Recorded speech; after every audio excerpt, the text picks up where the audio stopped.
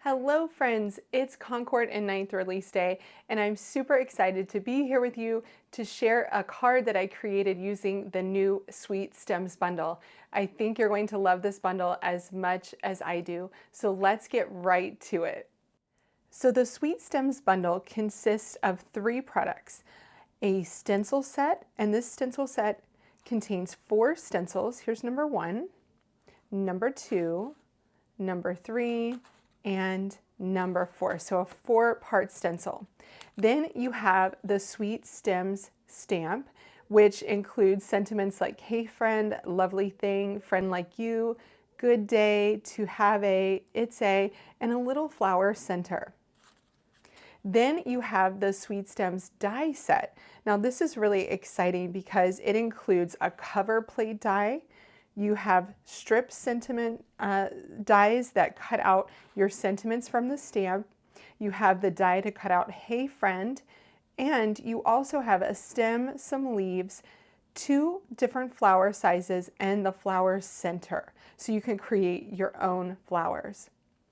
So I'm really excited to get going with this bundle, and I can't wait to create a card in lots of different color combinations. But let's go with just one today. I'm going with a slightly different color scheme, so definitely new to me. I'm starting with Ballet Slipper and Briar Rose for some of my flowers, then Nectar and Sorbet for my other flowers, Avocado for the stems and leaves, and then Harbor for that blue sky background. So I'm really excited to see how this one turns out. So I have an A2 white card here, and I have stencil number 1. Stencil number 1 is the background. So I am going to use Harbor ink. I'm going to tap off just to make sure that it doesn't go in too strong. It's always best to build up your color, start slowly first, and then make it darker as you go. Once I get an overall color, I like to go back and make the edges a little bit darker. I just like that vignette look of having the darker blue around the edges, and you can even choose an actual darker hue as well to blend around your edges. Okay, let's do the reveal on this stencil. It's so pretty. I love Harbor, and that looks great. The next stencil we're going to grab is stencil number 2, and it's very easy to line this up. Instead of using the edges and the registration marks here, I'm just using my eyes to see where those stems and leaves fit. And then I'm adding my mint tape back to the edges to make sure that really stays in place while I blend. Going to switch over to Avocado. Switching over to Avocado, and I'm going to make sure my glass surface is nice and clean here before I move on. And let's go ahead and ink blend an overall color of Avocado on the stems and leaves.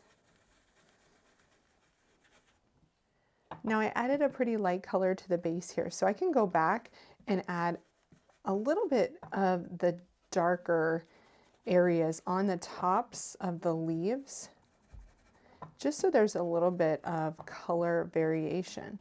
You can also take the next color up, which would be Artichoke, to do this too.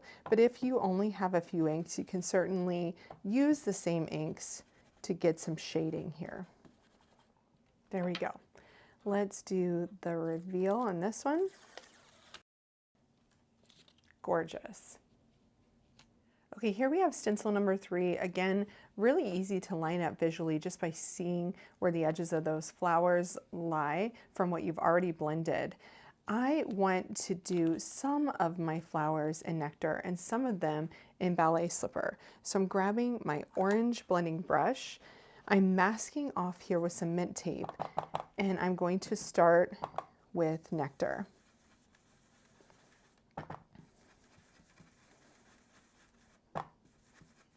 So I'm just choosing some of the flowers to do in Nectar and some of them in Ballet Slipper. And then once I'm done with one flower, I will move my masks. And I just add more mint tape as needed to mask off any of the flowers that I know that I want to keep in Ballet Slipper.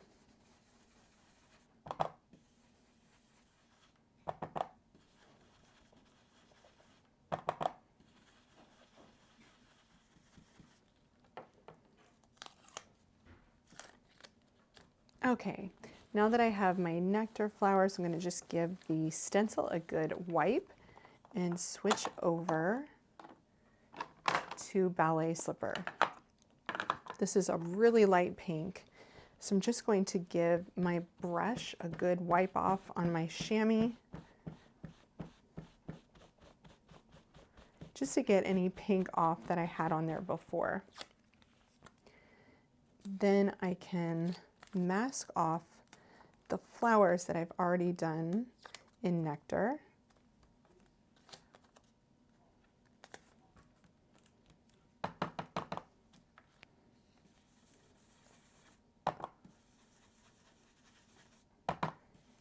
And then I'll just blend all of the flowers that are still white with Ballet Slipper.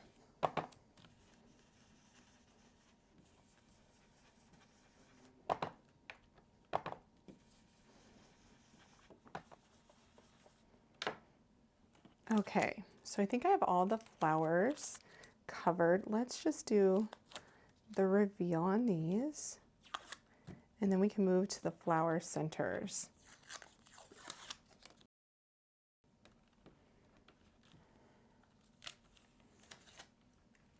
Wow, that is just so pretty. Okay, the next stencil, it's number 4, is the flower centers.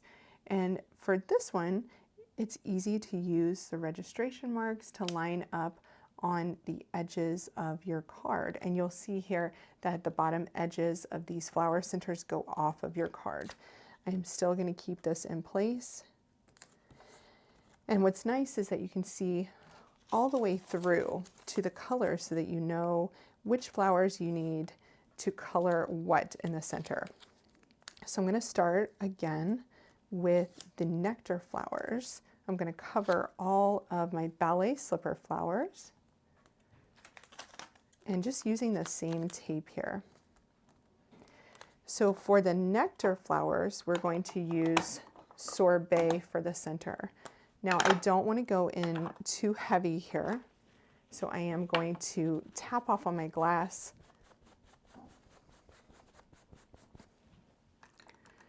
And I usually have a blending brush that I use for kind of salmon-y colors here. So let's go with this one. Tapping off, and we're just going to use our brush to color the center of our Nectar flowers.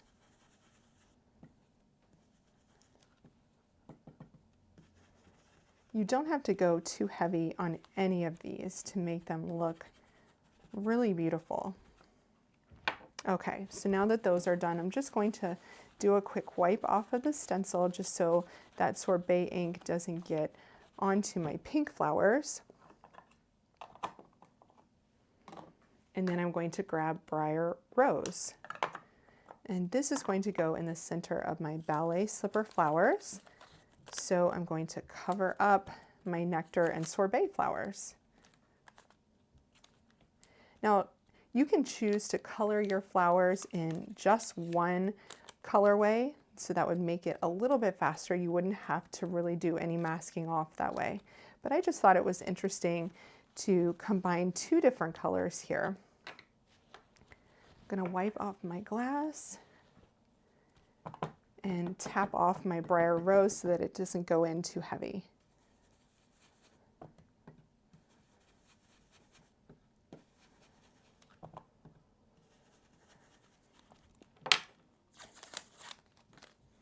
Okay, let's do the big reveal here. So pretty. I love having 2 different colors on these flowers. Really fantastic. Before we move on, I do want to put the flower center on all of these flowers, and I want to make sure it's dark enough so you can really see it. So I'm using Cayenne on all of my Nectar and salmon flowers. Just using an acrylic block to add the step.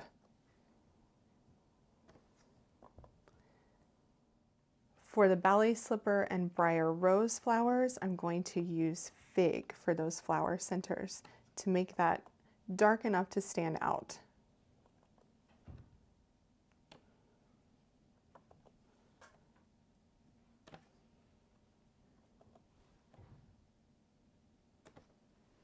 How fun is that floral panel? Let's take a look. Now you could certainly use your blended panel as is on your card front, but if you have the die, it creates a beautiful frame that you can cover up your blended panel with. So I have a piece of rose gold foil from Concord and 9th, and I am placing it foil side down, and then I'm going to get a couple of small pieces of mint tape from scrapbook.com to get that in place before I run it through my die cutting machine. This is how my plate came out of my Platinum 6 on my magnetic mat. You can see that only one small piece kind of fell out. So what I'm going to do is take off my tape here, then grab a really magical product to help me keep all of the pieces together. So my favorite magical product to use whenever I do an inlay of any sort is Glad Press and Seal. I'm just going to pull off a piece that is just about 5 inches high, and then I can press it on the back of the paper to try to get those pieces to stick to the press and seal so they won't fall everywhere when I push them out with a pokey tool. So then I can just gently poke out those smaller pieces that I know might have an issue coming out before I try to pull away that die plate. And once you get the frame out, the rest of the pieces tend to come out with it. I just had to poke out a few on their own and press them into the press and seal. So to store these pieces, what I would do is just fold over the press and seal on the die cuts just so they all stay in place. And then when you're ready to use it, you just open up the press and seal. Because I'm using the frame on this card, I'm going to pull it away from the rest of the pieces. Now the other ones are tending to pop out, but really in all actuality, I will probably only use the flowers and the flower centers in rose gold. I'm unlikely to use the stems or the leaves in rose gold, so I'm not too concerned about those if they pop off. I just want to make sure that I keep those flowers and flower centers.